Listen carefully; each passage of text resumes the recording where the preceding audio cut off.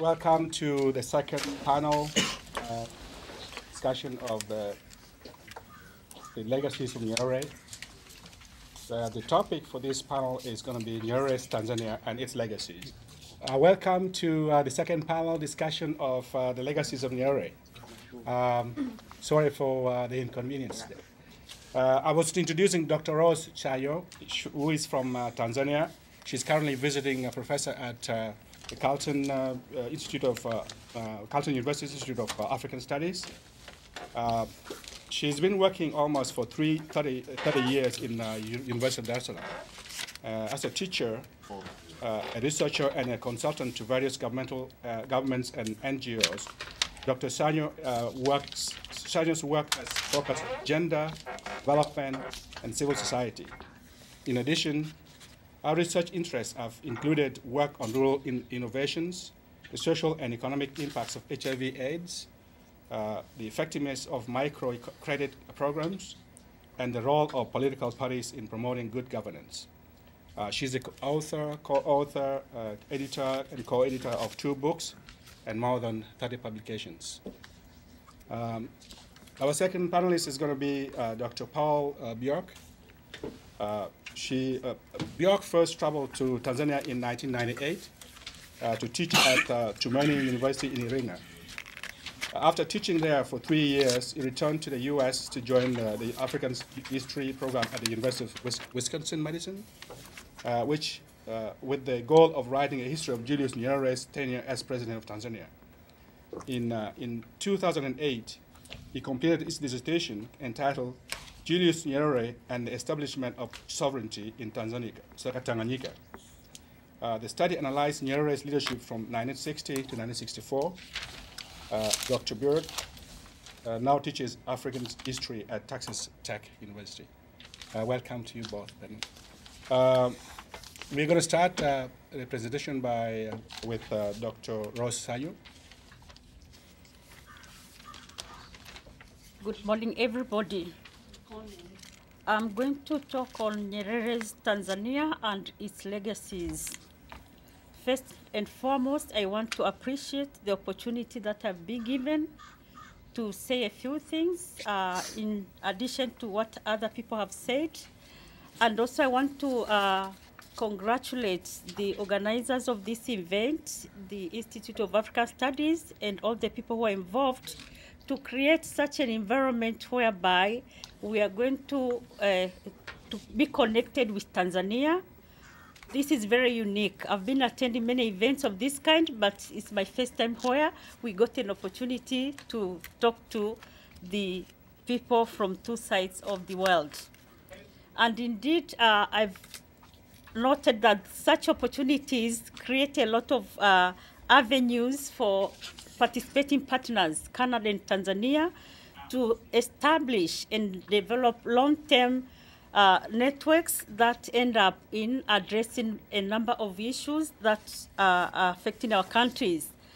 And also, I want to say that when I was being asked to prepare something on Nyerere legacies, I was kind of stuck because so much has been written, so much has been said, and then I was saying, now what remains to be done? What remains to be said about Nyerere? And what was striking me as I was reading is the fact that, and even here we have noted, there are both positive and negative comments on what Nyerere has tried to do during his time. And I thought, because of that, as a Tanzanian woman who was raised up and lived in Tanzania and even educated in Tanzania, I wouldn't also want to share a few things which may also help either to contribute or to clarify some of the things that probably made people think otherwise about Nyerere's ideas. As a starting point, I thought, now, how do I organize myself? Then I said, in trying to talk about Nyerere's Tanzanian legacies, I will try to trace Nyerere from the time he was born, the time he fought for independence, the time he was in power, the time he left out, and now after he has died, so that I can pick a few lessons that can help us to still understand in a modest way his contribution to socio-economic development, not only in Tanzania, but even beyond. So as an attempt to organize my thinking, let me start by looking at the pre-independence era and Nyerere's legacies. As already said by some of the previous speakers, I just picked a few things that I thought are important as individual for me personally and probably for others to see how they assisted Nyerere to be what he is, and also how can they assist us in the pursuit of development in our countries. And there is this something which is always forgotten. I looked at Nyerere's family, his education background, and I was thinking, how did it contribute to make what he was, and how does our family background also help to shape us and even to shape our children who are going to be future leaders. As already indicated, Nyerere was born in the year 1922 in a polygamous family, and as a child already there's so much written about him that his parents, his community already identified him as a special child. He had some special, unique talents that other children did not have. And they said actually he was sent to school because he was like, you know, he was too much. He was asking many things. He was very inquisitive. He wanted to explore things and get answers.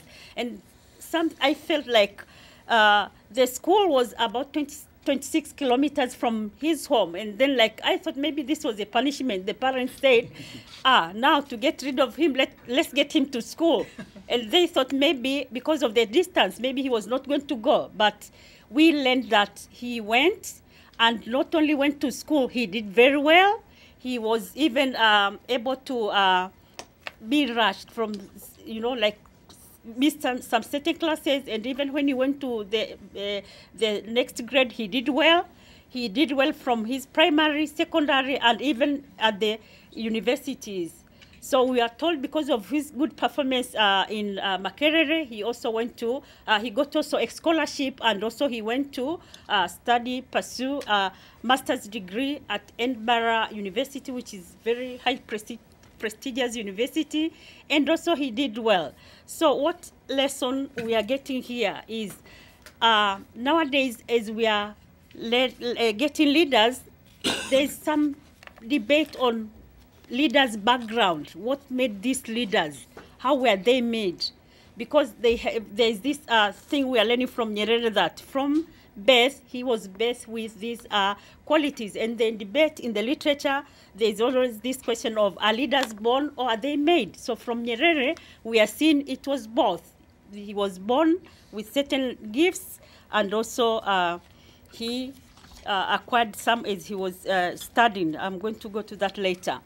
And second is about emphasis on the intellectual ability.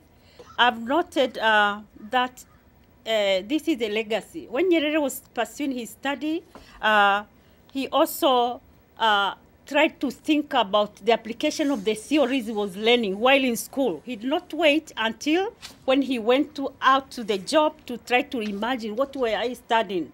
But he kept in practice what he was learning, and we also noted that he wrote some of his assignments about the issues which were relevant to his people, the issues of equality. He started writing essays on them, and also the ideas of socialism. He started even thinking about what is going to happen when he finished. So the intellectual ability and of linking theory and practice is something of a good legacy that we need to observe. And actually in the schools, we need also to encourage our students as they are studying, they also need to link theory and practice.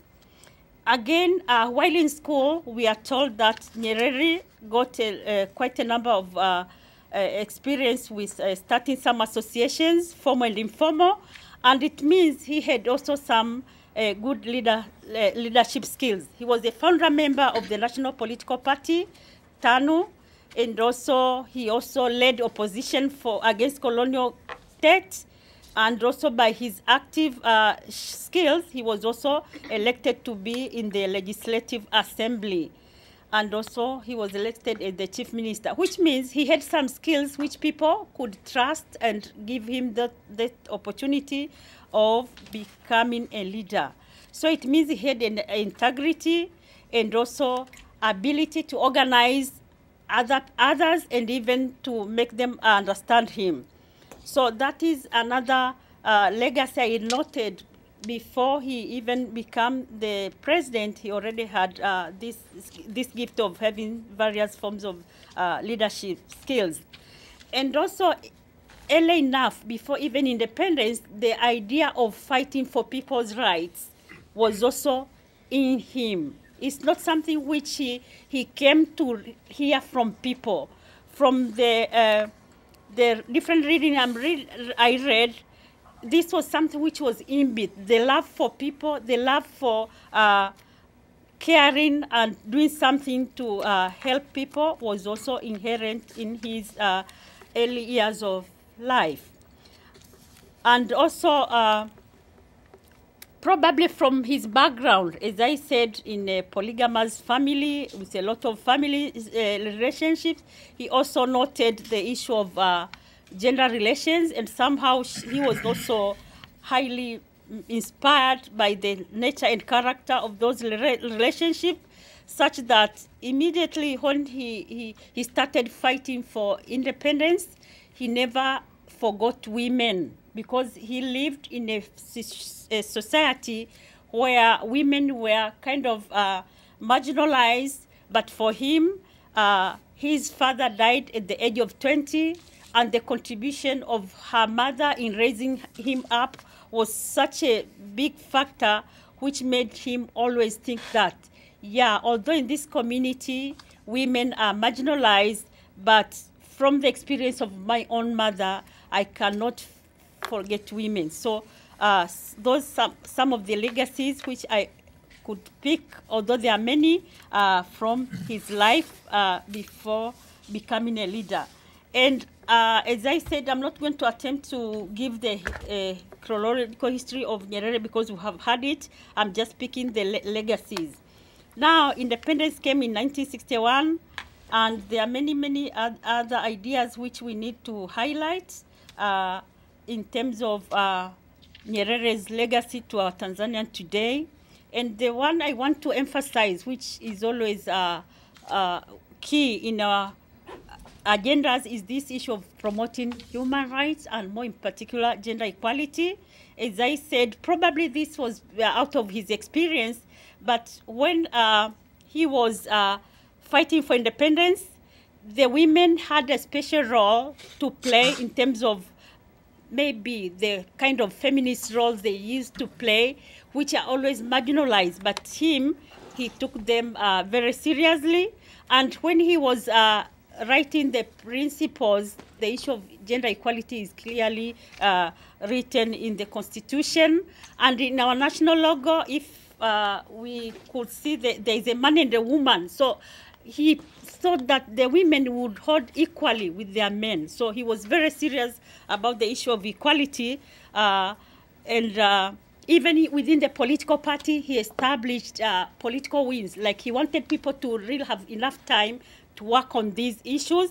And he also set aside space for women, space for the youth, space for the parents, space for everybody to participate, which we are struggling nowadays in terms of gender mainstreaming, to have people on board. Nyerere saw it at independence.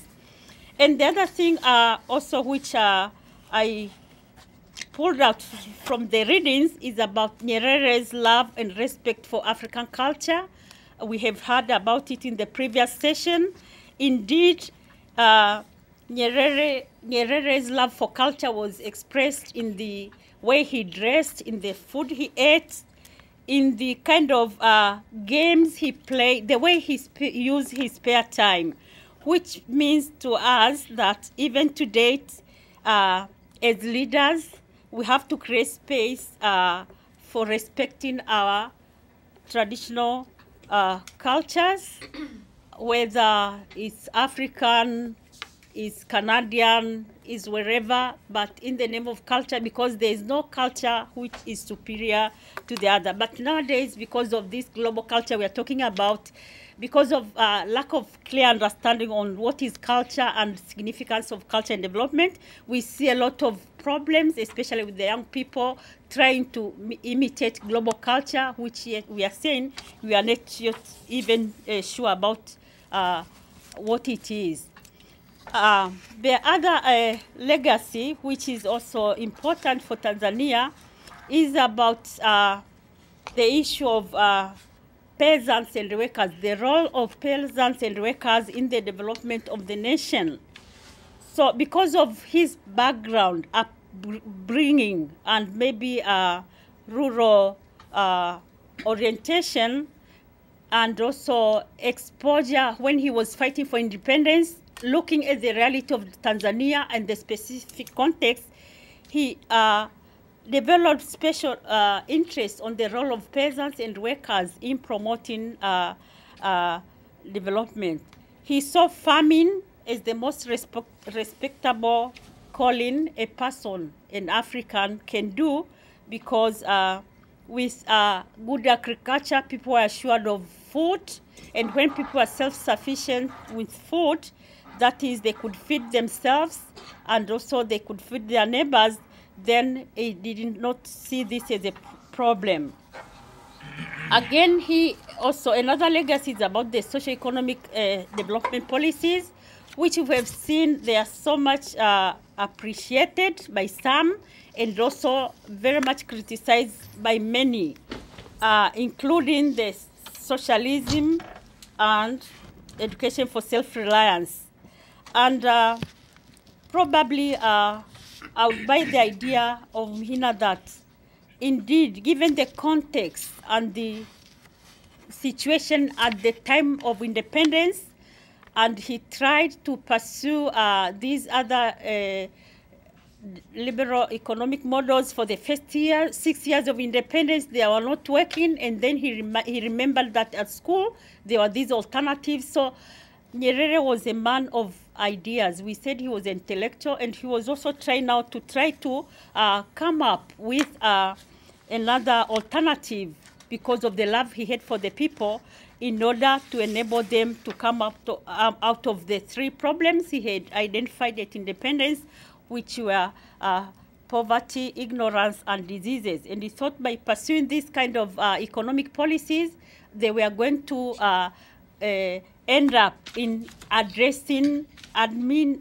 some of these major problems. And there are some writings which strike me when I read that. Somebody was questioning if he was given enough time, enough resources, who knows, they were not going to work. So it's like he was creating a socialist policy, but there were no supporters, there were no socialists. So that's why there was no people to help him to redefine. He had a vision, he had the idea, but there were no support. That is, there were no socialists to kind of translate and interpret and put in reality the ideas which he had for building equal and just society, and finally genuine development for all Tanzanians. The other legacy which I think I need to pick, and which is very crucial for Tanzania now, is the issue of religion. As we noted, Nyerere himself was a Christian, a Roman Catholic, who was very devoted, and he used to really practice it. Early in the morning, he would go to pray, and also on Sundays, and he would participate in all these kind of events without any difficulties.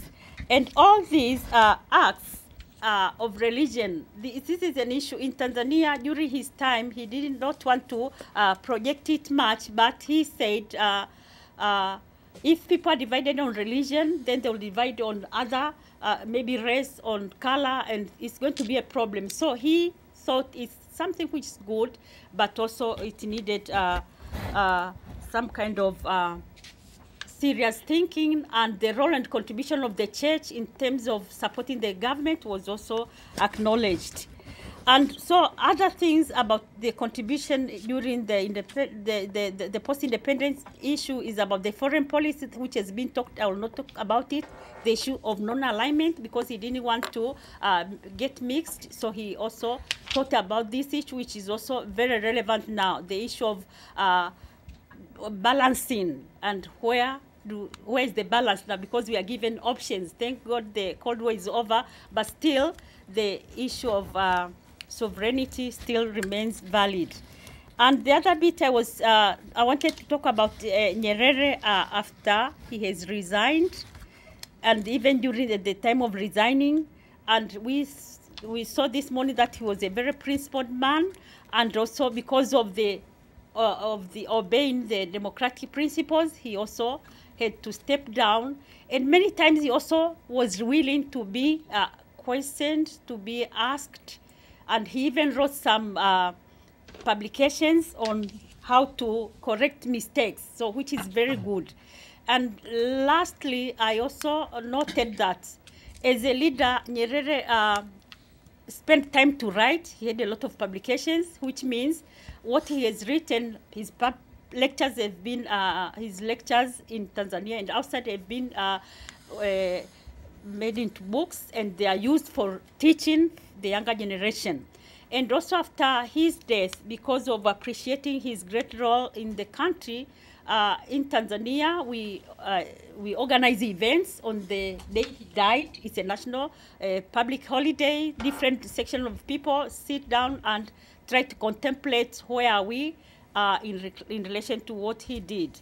And I think even here in Carleton, we are doing the same, trying to go back to his ideas. So it's happening in Tanzania. Publications at the university, they've set aside a chair for Mwalimu, and it is really generating a lot of information, because as you have noted, you cannot exhaust Nyerere. Every speaker will come here, will come with a new piece of information. So Nyerere, because of that, at the time of his death, I was going through his tributes, and he's given so many labels.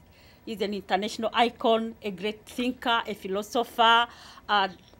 In Tanzania, we call him the father of the nation, because he managed to take the country for 20 years with peace and many other ideas. So what I'm trying to say here is good leaders, their work is thin, and human beings can do mistakes, and mistakes, according to Marx, is practice makes it perfect. So given more time, and even the other who came after him, it is our duty to carry and the good things, and also to reform those ideas which maybe because of time factor could not be realized.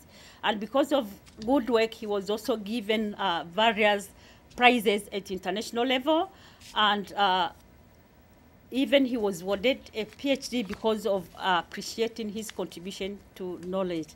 So himself, he said he didn't care much about criticisms, and the idea of criticisms is to grow. So he welcomed positive criticisms, even negative ones, and here we are here today again also to try to clarify and also add some knowledge on the misconceptions about Nyerere.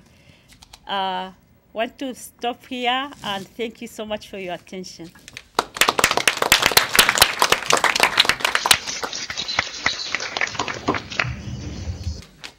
Asante sana. Thank you for having me at this conference. It's wonderful to see us connected with across the seas and continents. And so I thank Blair and everybody who put this together and was able to set up this joint meeting. I don't know if it's the middle of the night over there, but it's remarkable what technology can do. Maybe just we were just talking before, maybe just as kind of a joke to begin with. If you go up to Butiama, to the little museum that Nyerere, dedicated to Nyerere up there, they have kind of a bunch of odds and ends of things from his life, including an old shortwave radio. It's about as big as that TV square. I mean, this is a giant thing, and I guess it was an early model of this, and I think he really loved this gift that could bring in news from all over the world. And so some of the folks up there would joke, I think this might have been one of his children, who said, yeah, so people say that he would listen to the radio early in the morning and get news of things happening across the seas and get the earliest news, so that by the time it was broadcast or published or in the local newspapers, he already knew it and he would have spoken about it. And so everybody thought he could see into the future, and it just enhanced his authority. And really, he was just listening to this fancy new piece of transistor technology. So here we are, speaking across the oceans.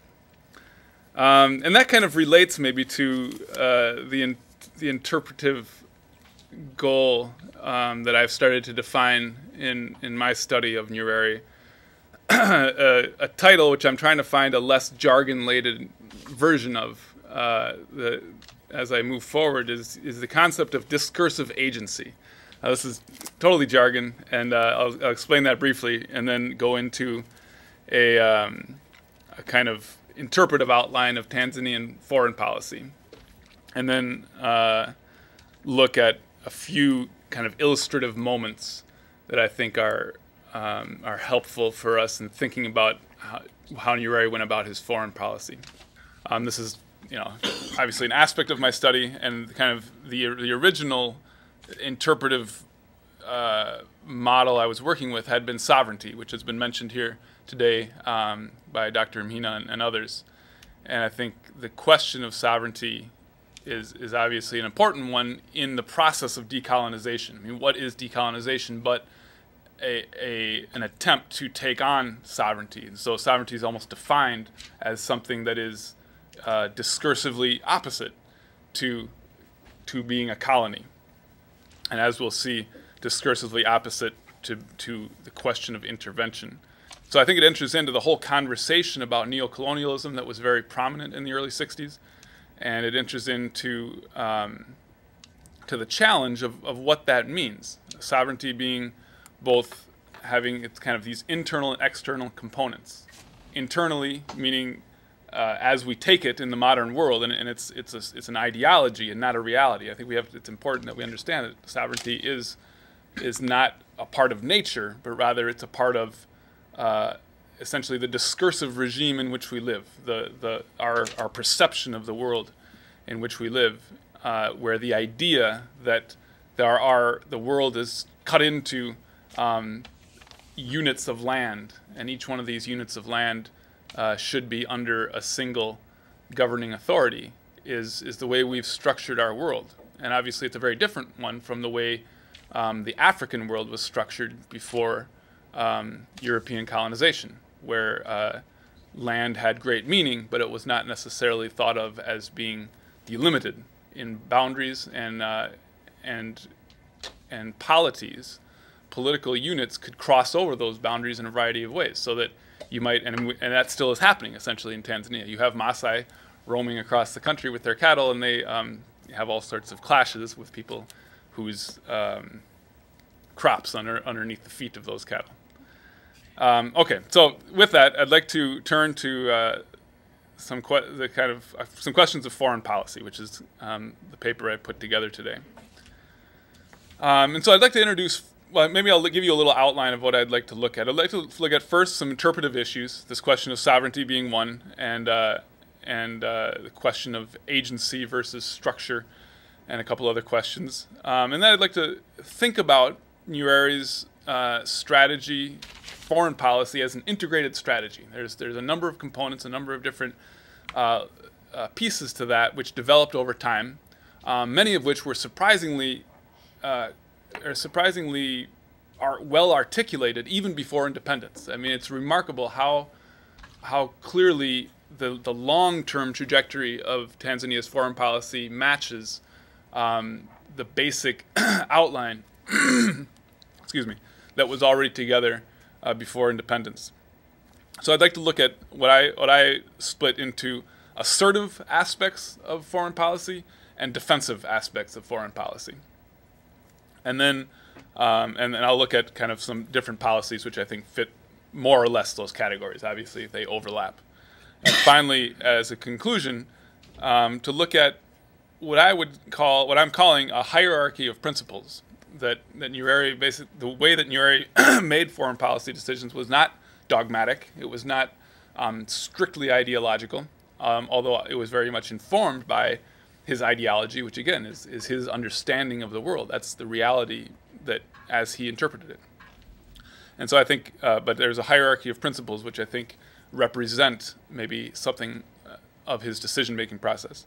And then I'd like to look at 4 illustrative moments. One being the negotiation for the union with Zanzibar in 1964, which is oftentimes seen as as obviously a moment of great transition for Tanganyika becoming Tanzania and Zanzibar becoming part of Tanzania. And then I'd like to look briefly at Nyerere's position concerning the independence of Biafra in 1968, just to think about his decision-making process in that particular case, which was a bit controversial in its time. And I think his thoughts on the war that then happened with Uganda in the late 70s, I think build on thinking that is very present already in that situation with Biafra. And finally, I'd like to visit, if I have time, and we'll see how it goes, the question of the forced return of Rwandan refugees in 1996 and how that fits into the general foreign policy trajectory of Tanzania. I mean, this is now after Nyerere has as we've seen, moved out of power, moved out of the party. And I don't know if he was consulted on that issue or not. But I'd like to look at that as an element of this of Tanzania's foreign policy trajectory. Okay, so to begin with, we have some interpretive issues, and one I was kind of thinking there's a large debate over realism versus idealism versus pragmatism. What was the basis of Tanzania's foreign policy? Many times it's seen as very idealist, that the liberation struggle, the socialist trajectory, the non-alignment movement, all of these are kind of idealist positions that he had very mixed results in pursuing. I mean, the liberation struggle, if you talk to Hashim Mbita or some of these folks who were involved, they say, well, look, it was a 25-year struggle. And we knew it was a long-term struggle, and that as we were getting into it. But in the middle of it, you might have questioned how realistic that was. It was a very slow process.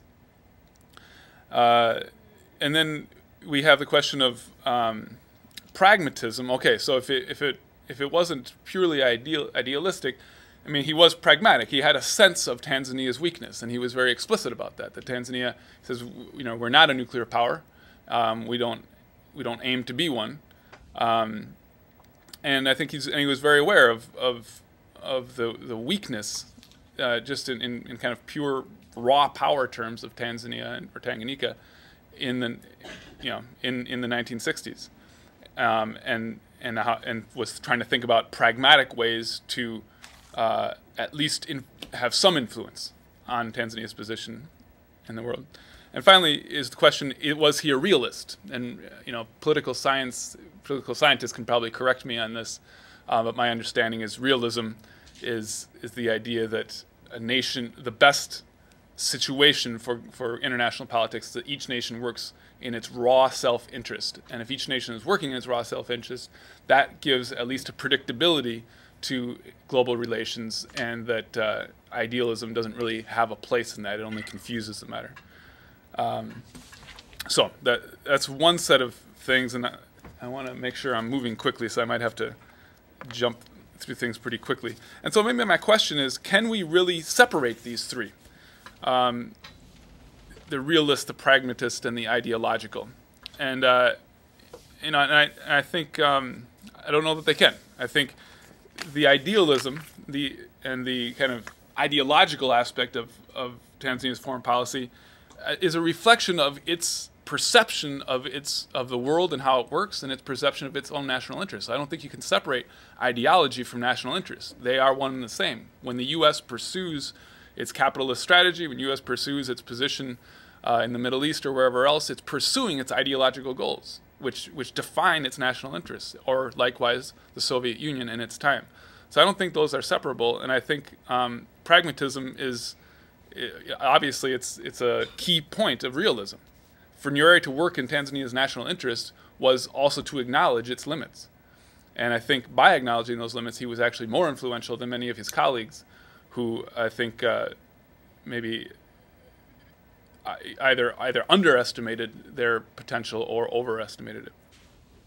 I have a couple quotes maybe just to kind of illustrate where this was going, not so much from Nyerere, but as how these ideas moved through the chain. One is from an interview I did with Rashid Kawawa, the long time serving vice president, and he said to me, "Our commitment was to the liberation of Africa. This was a commitment of all of our citizens. TANU educated all our citizens to make a small contribution to help."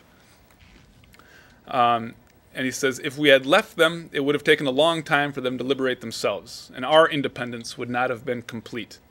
The shame of being ruled was shared by all of us, so it was necessary to help them get complete independence." So I think that's the key point, is that this idealism was part and parcel of Tanzania's national interests. Our independence would not have been complete.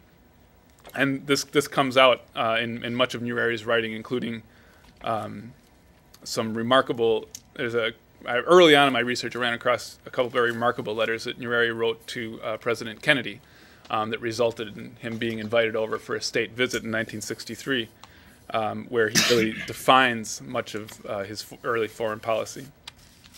But there's another interview I did which I like the way, which echoes this, and it echoes it, and you can hear the echo of how this ideas are moving down through not only the chain of command, but into the grassroots of society. This was a fellow named I'm forgetting his name, Odila Mogela.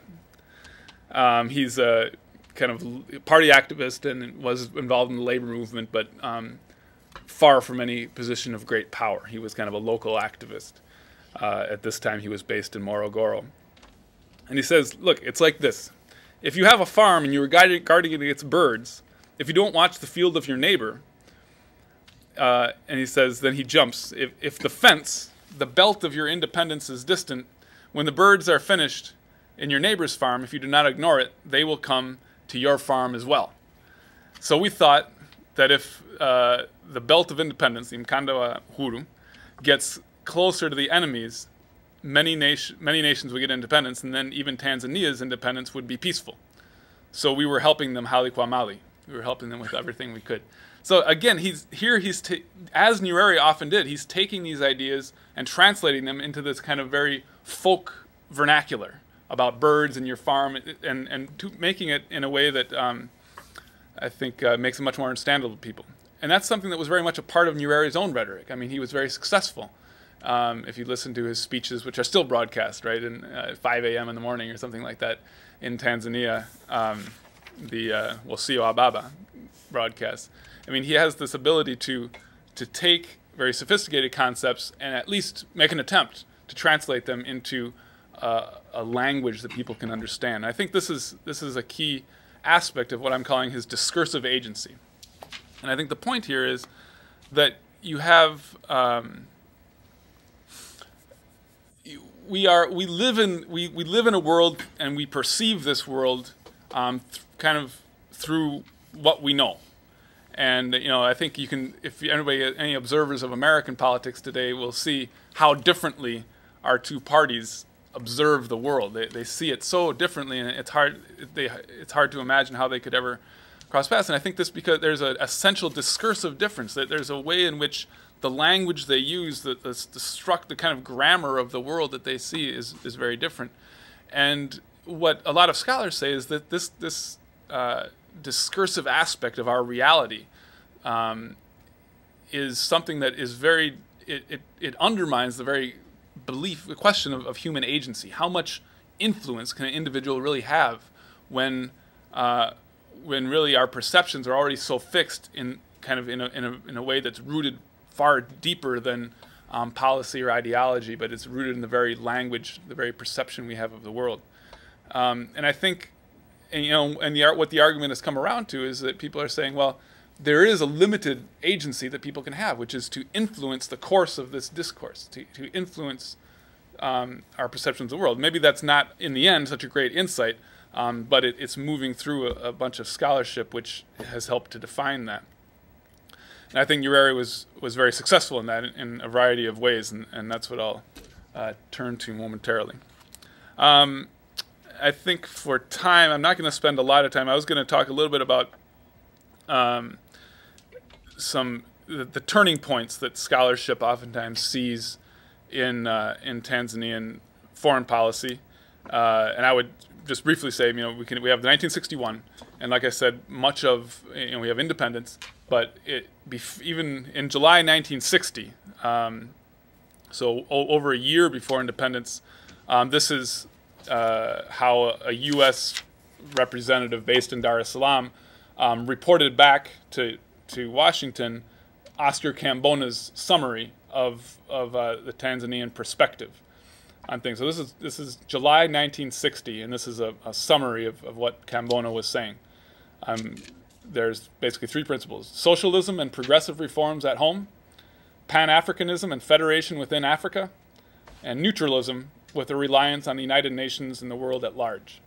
So that these three pillars of Tanzanian foreign policy, which all of which stayed very consistent throughout Nyerere's tenure, were seemingly already defined within TANU before independence.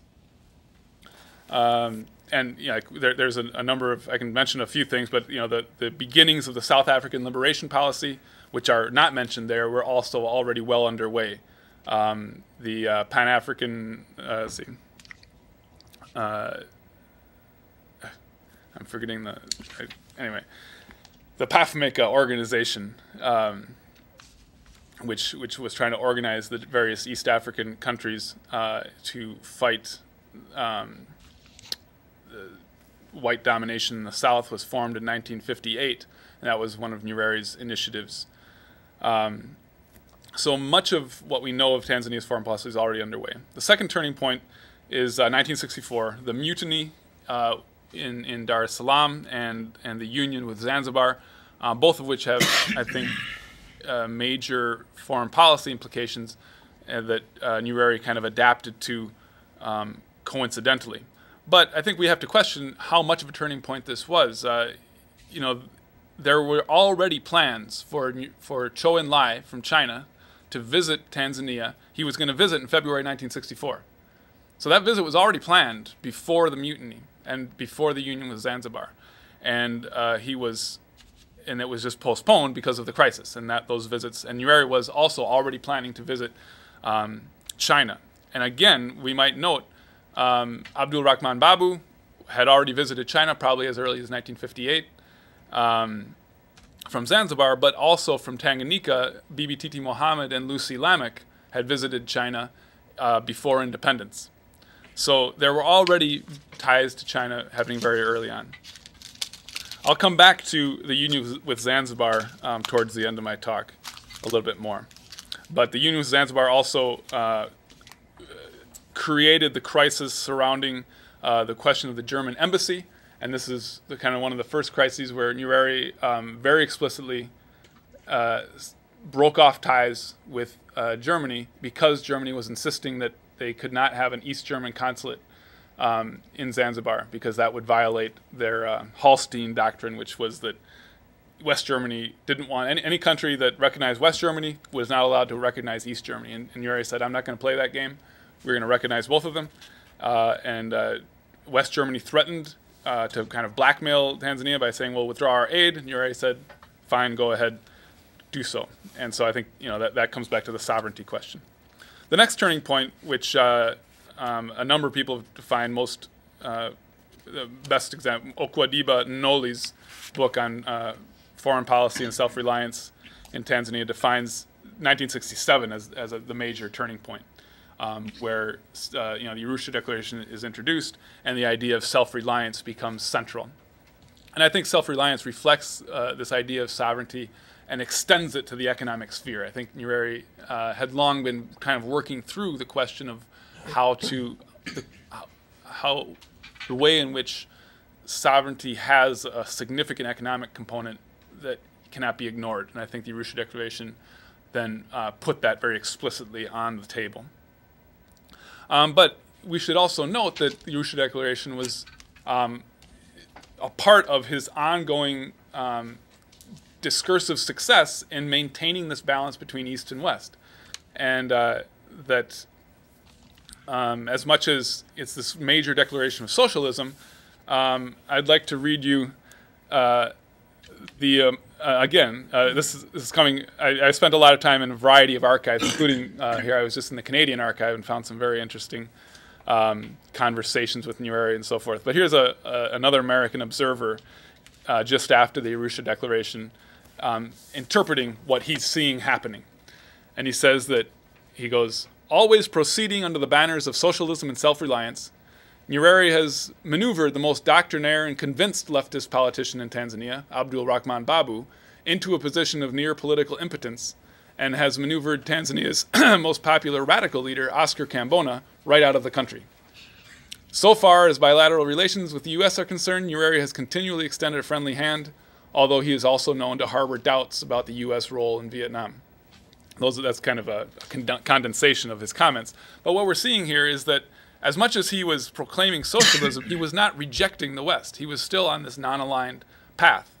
And I think what we have to realize is the Arusha Declaration was as much a declaration of socialist principles as it was a pragmatic positioning for him within the discursive regime of East and West at that time, and being able to talk essentially to both sides and to create a new language which made him kind of put him at the middle of that. And so Ujamaa then becomes something that cannot be defined either by dogmatic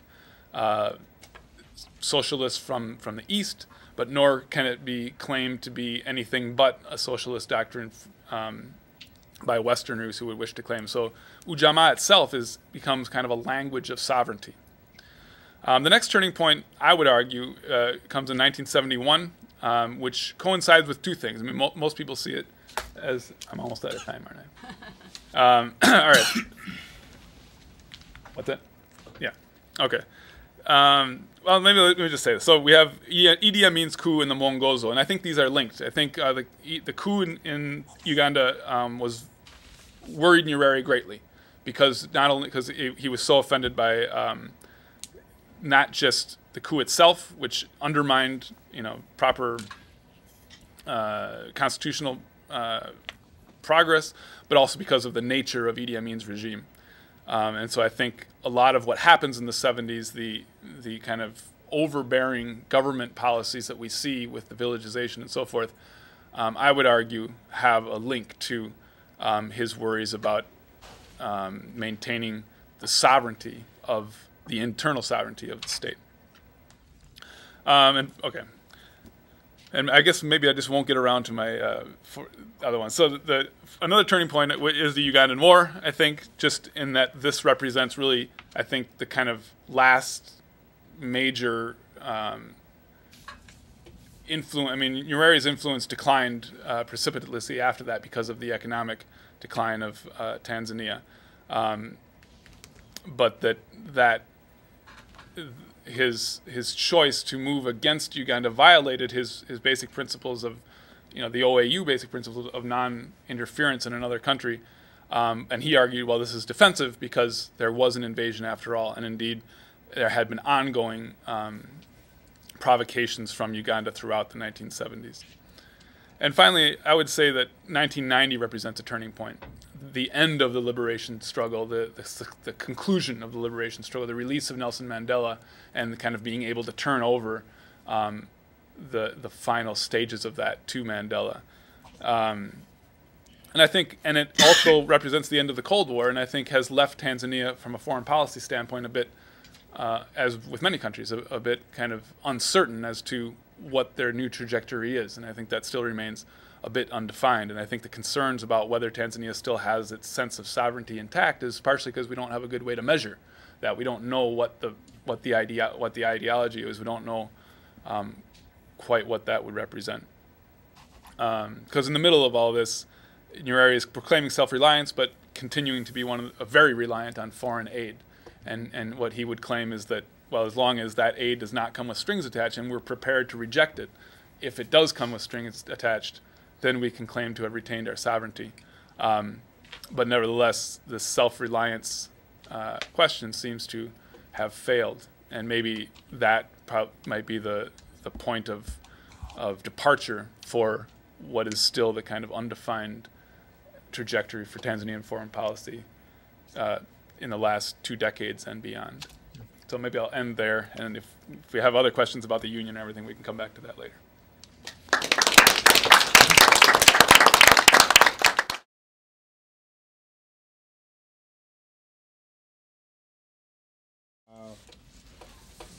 So the floor is now open for questions. What I'll do is I'll take 2 questions from here, and then I'll take 2 questions from Dar. Well, just briefly, I don't, not to... John, identify yourself. Sorry, John Saul is my name, Professor Emeritus from Bjork University. There are a whole range of questions raised by these good presentations, but I would particularly want to ask Rose to reflect a little bit on some of the things she said about Nyerere, because I think the situation is a little more contradictory, perhaps, than you presented as being. On the question of his peasants and his association with peasants, allegiance to democracy, and his lack of other socialists, as you put it, around him. Because I think if you look at the rural development policy very clearly, you see that one of the most important things was what was happening in Ruvuma, the Ruvuma Development Association, the Latoa School. This was a peasant-generated movement in Songea region in Tanzania, which is profoundly democratic, releasing energies from below, and these were other socialists, Malinga and various other people. What happened to that initiative? It was smashed by TANU. And Nyerere was in charge of the meeting which was smashed. This was a chance to actually move outside the elite kind of definition of socialism and of democratic change and hear people at the base who really wanted to bring about change. What happened to these people? They were all dispersed in various roles around the country. And the school itself, the Latoa School, which is a very remarkable experiment, was all the teachers were dispersed to very outlying regions. The whole thing was, and I use the word quite carefully, smashed. And it was in defiance of the logic of peasant activity, of democratic activity, and of other socialists on the ground who would actually build the movement. Now, I'm not saying this defined the whole thing, but then what did we have? Ujamaa villages became a enforced national policy instead of a from the ground up democratic policy, as was true in Ruvuma. It was a remarkable event. I wish Leander Schneider was here. I think originally he was on the program to come. He wrote a magnificent thesis at Columbia University on the whole rural development policy with emphasis on Latoa and its destruction. And I think I'd just like to hear you kind of put these pieces together. The larger picture, which I think quite rightly sees Nyerere as an important and even democratic figure who was not alienated from the peasantry and so on. But then you've got specific things happening that seem to contradict fundamentally that kind of picture. So I'd like you to try and put those pieces together a little bit. Okay. Thank you for your comment. As I said, when you go back to Nyerere policy on socio-economic development, he introduced this idea of socialism and self-reliance, and it was a policy, a party policy, and it was not pushed to the people. It was done in a way that people should opt for. Only force was used where the realities of those villages, of those people who are living very far from access to resources, where they were forced to move into the new planned villages. But where the traditional villages were in shape, they were used as a means of getting resources from the government in terms of health, education, and what have you. So what I said is I was surprised also when I saw in some of these writings people criticizing him that he wanted to pursue a policy which was so good, and yet there was no support, meaning there were no socialists, many socialists. So what it means, yeah, much as the policy was good, but there are those who supported it and those who were against it, especially where people are forced to move into the planned villages and resources were not forthcoming, and there are even records of declining productivity because of the disturbances here and there. But when you put everything together and compare the number of such villages and those who moved into the so-called well-planned and well-supported, I agree that, as I said, it was a matter of time. Why smash the RDA? Why smash it? I don't know. Maybe you want to jump in? I could comment on that, perhaps. That's okay. I agree. I mean, I think I think it's to some extent it's become a forgotten history, and I think Leander's book, when it comes out, will make a huge impact in thinking about that one. And I have spoken as well to John Milinga and some of the folks involved in that. And I've spoken to Peter Kisumo, who actually implemented the smashing, and that's the word he used. He said the police, I think the field force came in to the RDA, and they said, "Tumevunja." We've broken it, and so I mean it was used very explicitly with this very harsh language. I think Leander has a very good interpretation, which this had to do with a broader ideology, which was itself authoritarian. It was an inheritance to some extent of colonial attitudes towards development, which was very top-down, and that this was being carried on by the post-colonial government. But I would also question, and I don't know, and he's proceeded with that interpretation, and I wonder if there's more to it. Villagization had been going on since almost since independence. Nyerere had called for people to form villages. And also villagization had been going on not just as a voluntary thing, but had been worked on both as model villages for economic reasons, but I think there was always an explicit understanding of the potential defensive purpose of these villages, which was to line up a whole bunch of villages along the border, along the borders that were of concern, and in particular the southern border with Mozambique because of the war there. And over time they were armed, and these were understood as points of observation, points of essentially arming the frontier.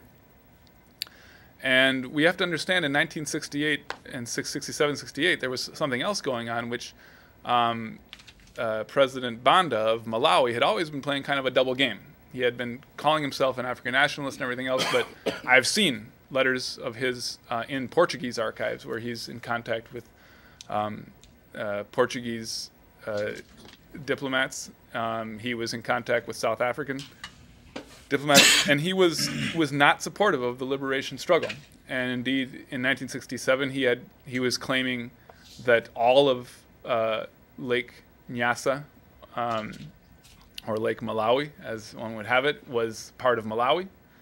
And he was seemingly making some claims. I don't know how serious these claims were, but people have discussed them, and I've seen other references to them, that he was making claims to large segments of southern Tanzania. And so the question, I think, that arose, and there may have been, was whether perhaps the RDA was a security threat. I don't think it was, but I think that some people within the party ranks made the case that it was. And this may have... But the threat to the elite. Right. No, but well, they made right. It was a threat. I think it was a threat to it was undermining the authority of the regional commissioner at the time, who I also interviewed. I'm forgetting his name offhand. And so I think there was a kind of a mixture of threats that were brought before Nyerere, and he finally agreed to it, in part because if the TANU leadership agreed on something, he would go with them, because he felt that that's where sovereignty was. Sovereignty was not in him. Sovereignty was in the institutions. And I don't know how happy he was or not with that particular decision. I think he tried to make up for it by promoting Milinga, who was a leader of that, into government ranks. But by that time, Milinga said, "My spirit was broken. He had lost his baby." So I think it was kind of a disaster all around. But I think I'm going to guess that if we look carefully at it, the case was made at some point that this was a security threat, and that was part of why it finally went to that stage. Okay. One more question from down here. Okay. Thank you very much. It's not so much a question, but or comment. Oh, sorry. My name is Ombeni Sefue. I'm Tanzania's permanent representative to the United Nations in New York. Since Dr. Bjerk, you talked about foreign policy, I thought there were two aspects that maybe you should have also commented on. And one is Mwalim's thinking on African unity, and especially about East African Federation. And the second is about South-South cooperation, because I think those are extremely important legacies of Mwalim Nyerere. He's written a lot, he's talked a lot about East African Federation, and as you know, he was even willing to delay the independence of Tanganyika if it would facilitate an East African Federation from day one, before anyone had the paraphernalia of state to lose if you get into a federation. So I think this is an extremely important part of Mwalim's legacy that shouldn't be lost in the conversation. And the other, of course, the South-South cooperation that led up to the provision of the South Commission and the South Center in Geneva. And I think that's also an extremely important legacy of Mwalim that should be within the foreign policy aspect. I think you're absolutely right in both instances. And I'm trying to think of what this morning reminded me of it. But I think Nyerere's thoughts on the bigger discussion of the economy and the global economy and the question of economic sovereignty, I think he increasingly realized that this was a very complex situation. I think his best statement on that comes in the report of the South Commission. And I think, I know there's still a whole bunch of copies of that in the Mwalimu Nyerere Foundation library in both English and Swahili. And I think that should be much more widely read and paid attention to, because it not only represents his statement, but also the statements then of other members of that commission from other countries. And I think it's a remarkable document that should be returned to. I think I could talk a lot about East African Federation. I can just say it was a great disappointment when it didn't work out. Nyerere always said, look, if we all get sovereignty, it's going to be very difficult for us to give up that sovereignty. And he says, let's not have any illusions. African unity will require us to give up sovereignty. That you can't. It's untenable to have a sovereign nation and to have a real sense of unity. You have to negotiate that, and there's some amount of. I think he always saw the Zanzibar Union as being the minimal, or kind of a small, really unsatisfactory step towards the federation. I think that represented some aspect of that. I think there was some specific conditions that brought that about at that particular time. But he was always very much in support of that. It was a great disappointment that it didn't work out. However, we can see the difficulties that emerged by the 1970s. You had very different economic ideologies in Kenya and Tanzania. You had Idi Amin in Uganda, who Nyerere would not speak to because he said he was an African fascist, which I think is a reasonable description. And so I think it's hard to see the attempts at rebuilding the East African community today, and I hope that can move forward as more than just a talk shop, but as something very real. And I think there is some evidence that at least there's a realism to that policy. Yep. Thank you. Yeah. Can we take two at a time, if possible? Yeah, sure. Okay. Actually, it's not a question, but it's a comment on the Tanzania's foreign policy in relation to the legacies of Mwalimu Nyerere, extending from the East African Union to South African Union and largely African Union. Now, during the formation of OAU, there was a discussion on the formation of African Union, not just the matter of cooperations and alike stuffs, but extending it to a more unified union like the United States of Africa. Now, for Nyerere, it was like the idea was too early for the idea to be implemented, but some leaders like Kwame Nkrumah, he wanted it to be adopted as soon as possible. But taking an example from the current situations that are happening in Africa, like the trends in Libya, Tunisia, or even in Ivory Coast. Now, talking of African Union, could it be a positive idea, talking of back then as a matter of unifying Africans, or it could be a furthermore detrimental factor? Also, talking of the issue of foreign policy in relation to the 1978-79 Kagera War, as Nduli Dadaid had attacked Tanzania. Now, for the realists, would say that it was justifiable for Tanzania to drive back Idi Amin up to where the limitations or the country borders limited, but he further went into driving him out of Kampala, that's Uganda. Now, the justification of that could be taken from his vision on the human nature liberation, rather than just simple liberation, or we could talk of mere liberation in that case. But he saw that with the Nduli Idi Amin in power in Uganda, people were not liberated. We are still under domination. Now, he saw that with him still being in power, still he could come back and attack Tanzania. Now, he did not want his country to be attacked again or being put under dominion, that he further went into driving him out of the country, though some say that he violated the African Union, the Organization of African Union principles. Thank you. Thank you very much. I'll make it as brief as possible. Mine will be directed to both Professor Shayo and Paul.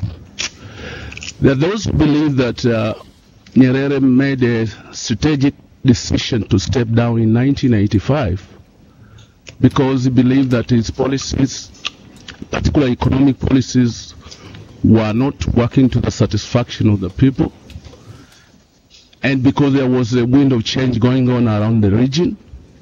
But there are also those who believe that he did that in 1985 because he wanted to see top leadership coming to the government at the time that he's still energetic and he can help to mold that leadership. What are your comments in this view? Thank you.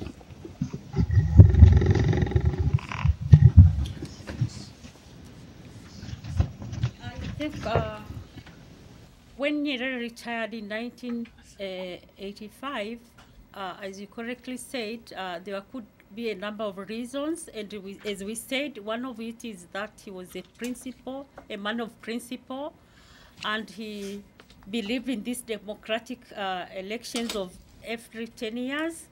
And as you correctly said, I've not read much about the other reasons, but I believe in the name of principles, he stepped down, and probably you are right, it was also high time for him to have the energy to continue advising the party. And as you know, when he stepped down from the presidency, he continued even for 5 years being a chairman of the party. So his role did not end by just leaving presidency, but he continued to influence some of the key decisions. And as you said correctly, I remember also during the election of the current president, in the first one, he was proposing the initial one, and then they said he was too young, meaning maturity. The issue of maturity was not enough.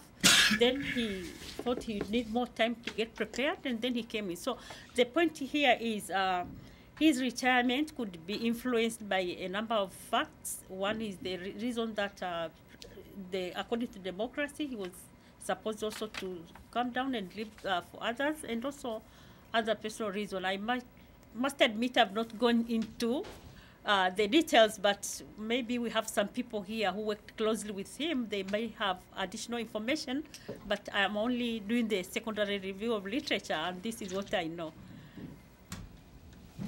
I have one question here from Twitter. I'm going to read it. It's from somebody called M. Kyomo. He says, Nyerere's ideas on socialism and Tano's idea on whom should be qualified as a leader applicable in the current situation, in the current days?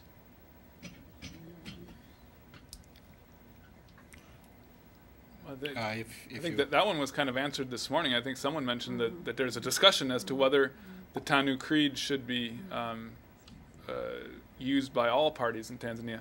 I'm sure that's a very debatable question, but it seems that discussion is in the air. Okay, go to... Yeah, maybe in addition to that, during Nyerere times, he also defined who is a leader, and there is a leadership code, and most of the emphasis was on the qualities of a good leader. A good leader is somebody with integrity, people at heart, and not corrupt, people who are kind of, they lead and not direct people. So today we have seen a lot of our leaders going against those kind of code of conduct of leaders. So probably, as I said, we have other people here who can also help us to jump in that. Now we take two questions from here, quick ones. Well, I just want to make a comment. First and foremost, I want to make a comment on whether Nyerere was right to go to Uganda or not. And secondly, why did he step down? I mean, I want to give my views. First, I think it's important to point out that Nyerere's leadership on foreign policy was based on 5 principles. One, the principle of equality and human rights. Second, good neighborliness. Third, support for the liberation struggle. Fourth, support for African unity. And fifth, non-alignment.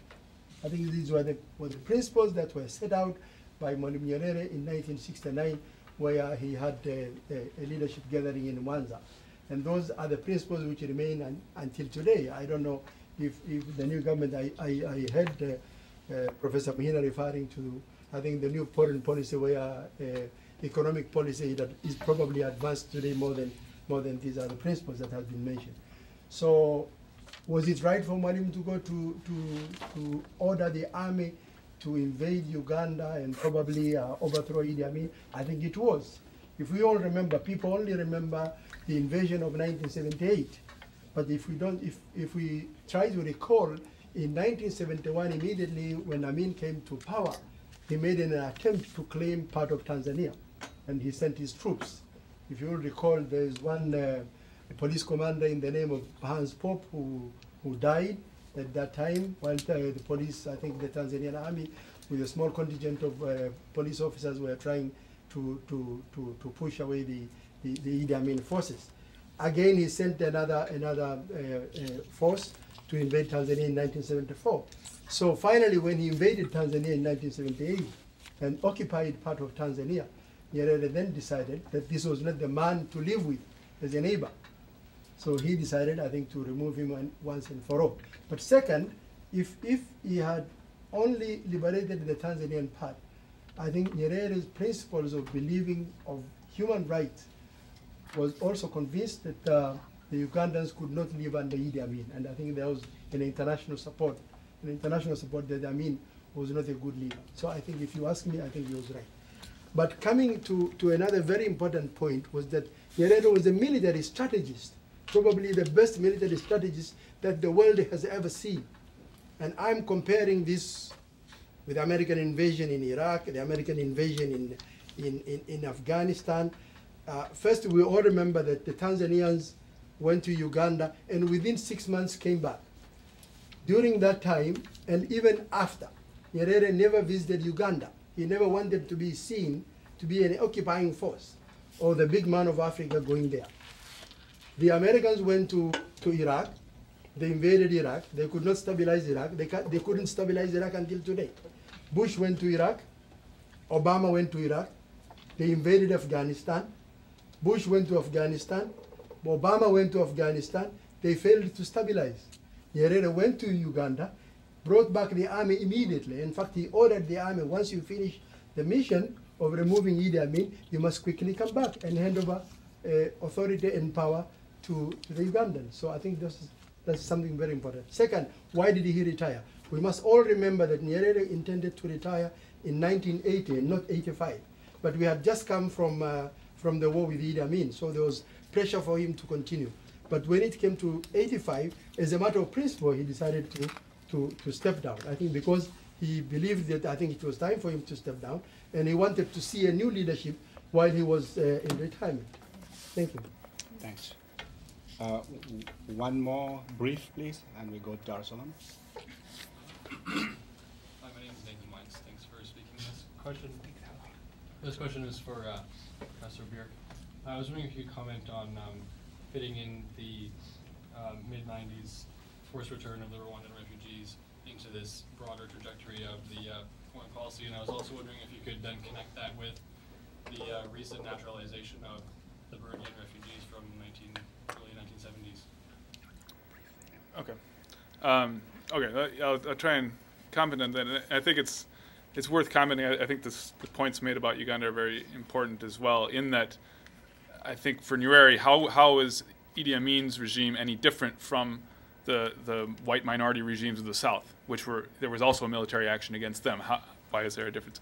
Let alone that he had called on the OAU to condemn the Idi Amin's, and the OAU did not react. And so I think he took. Now, as with the refugee situation, this is something I've only looked at briefly, but I think in particular, I think that the recent operation with the Burundian refugees was by and large seen as proper by the international community, which is that it was a voluntary repatriation. They weren't forced to go back. With the Rwandans, they were, and I think the key here, one was a sense that Rwanda had been stabilized. Two was a sense that there was but I think more importantly, there was the potential. I think he was worried, or I don't know. I think the Tanzanian government wanted to make good relations with Kagame, who was coming to power, and to have refugees continuing to be in Tanzania was a sort of a commentary on whether he was a legitimate leader, and I think they wanted to see him as a legitimate leader just for the sake of stability. I think secondly, there was a pure national interest, realist concern that this was such a volatile situation. The Burundian refugees had been there for a generation, and it was kind of a well-managed situation. The Rwandan refugees had just come in. I think there was a concern that if this was not well regulated, they would be, there's potential for this conflict to kind of continue across the border, as indeed it did on the Congolese side. So I think there was a kind of a raw national interest question at stake here as well. And Tanzanians decided unilaterally that the situation in Rwanda was safe for their return, and they could not any longer make the claim of asylum. This violated the general principle of non-refoulement, or this no forced return. But I think it is a good example of a kind of realist thinking that goes beyond idealist thinking, and this kind of hierarchy of principles that the gentleman referred to. That's a brief answer. Thank you. Two questions, please. Or comments? Yeah, thank you. I have a comment about this topic. I can say that dwelling on these ideas about Nyerere's legacy is a good idea, but the best thing, we must have a working dream, just talking about his ideas, just like studying dream. It's time to be like him, because a great scientist known as Albert Einstein once said, you cannot solve the problem for the conscience that used to create this problem. In the sense that, of course, Nyerere as a man, he did his work, and he left his ideas, especially in our country and in Africa and the worldwide. But the best things is just to, most things just to be like him. It's like time, like place for the right people to wear the shoes, to work his talk, so as we can step up to the next level, which is good for the next generation. Because we can see that people want to be leaders, people have dreamed to be leaders, but few of them, they can be good. Because leadership is not a job where you can make money or staying off signing some document and wait for salary. But leadership goes beyond. It's all about accountability, commitment, as man did. So the man was a leadership. The man was a leader. That he was just talking about hard working. He was just a kind of patriot. So what do we learn about from him? So the big point here is just we want a new Nyerere to be created. However, they can be born, but they say that door can be door if the door can be open or closed. So even they are born, but we just create them through what? Through his ideas, maybe through readings. For example, we are the intellectuals. Yes.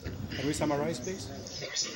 Yeah, the big point is just we must walk his talk, his ideas. We must put into action.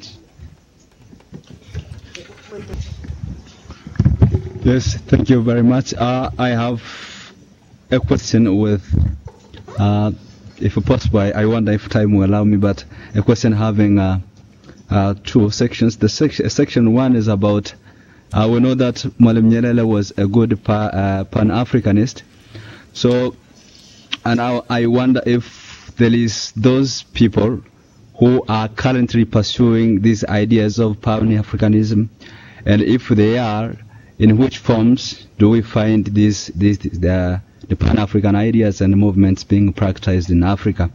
The other thing is, I would like to know if they are efficient and the contextual reforms that we can pursue following socialism, because our constitution, for instance, the Tanzanian constitution identifies that Tanzania is a country that pursues socialism as a political and economic ideology.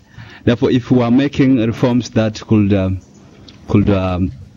be relevant to the existing context or existing situation, what are those reforms? Because as I was trying to follow, Professor Mkangara was trying to say, the important thing is to make some reforms, but not to leave these ideas of Arusha Declaration and socialism.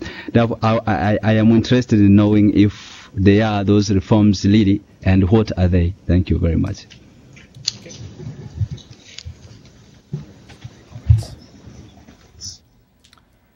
Maybe I could respond on the issue of Pan-Africanism and whether there is somebody who is pursuing it currently.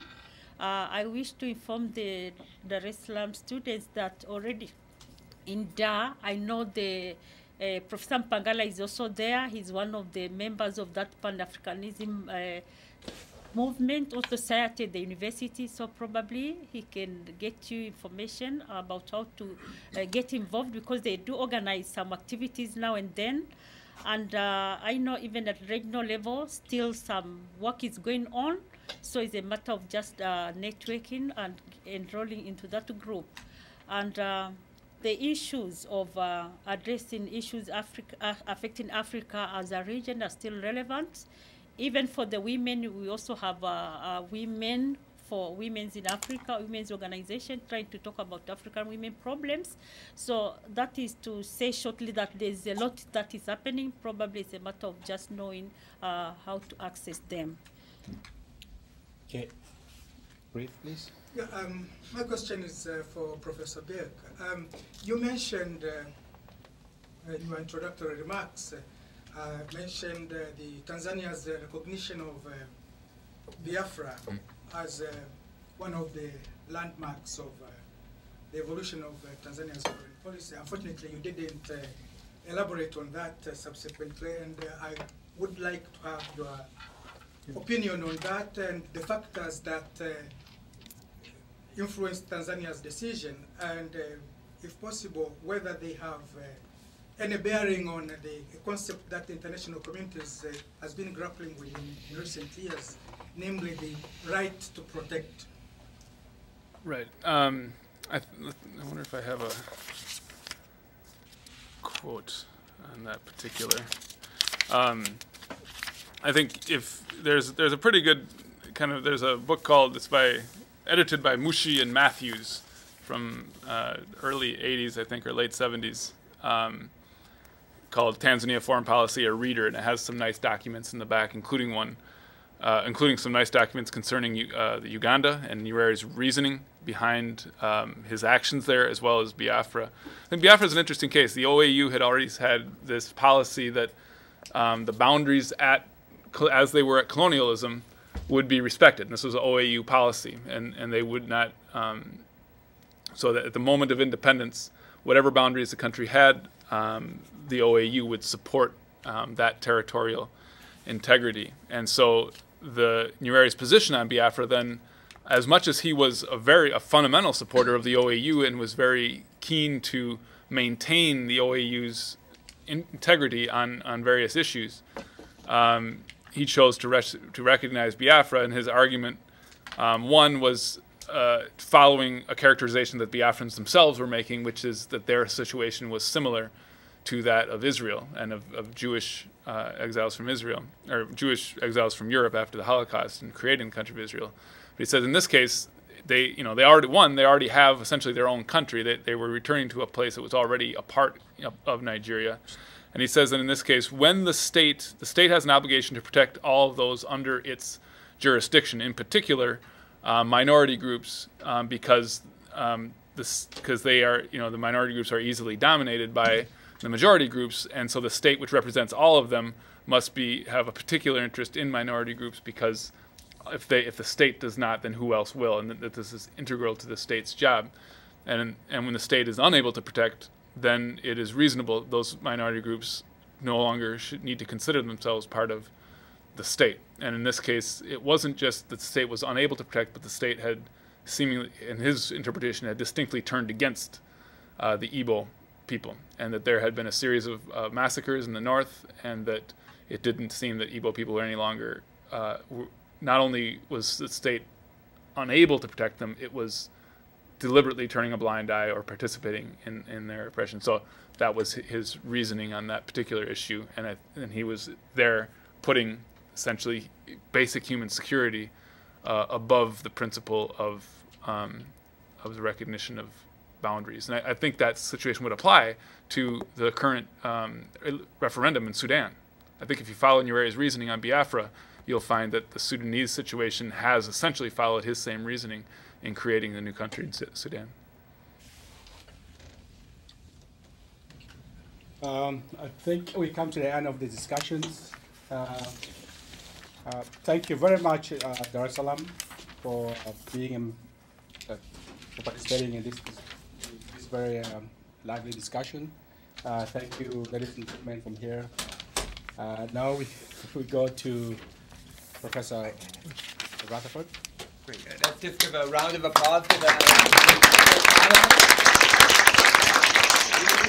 Here in Ottawa, we're having a very brief lunch break. I'm going to ask people here you can get some food outside and come back here within 25 minutes, which will be 1 p.m. our time, because that's 9 p.m. in Dar es Salaam, because we all want to hear the keynote speech by the Honorable Abdul Kinana, and then we'll start again in 25 minutes. Thank you.